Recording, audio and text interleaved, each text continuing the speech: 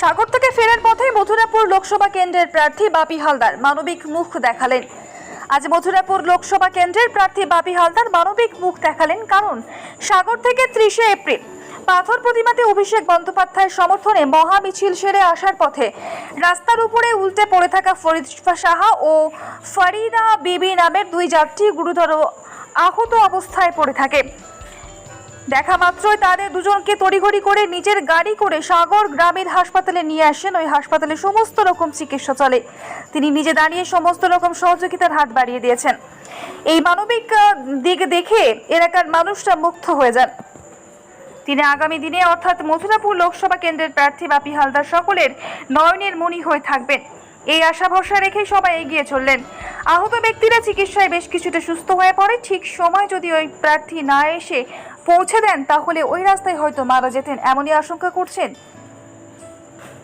তাই ঈশ্বরের কৃপায় দুই ব্যক্তিকে সুস্থ হয়ে উঠেছেন। দক্ষিণ 24 পরগনা থেকে শেখ মনির রিপোর্ট, বেঙ্গল স্টার নিউজ।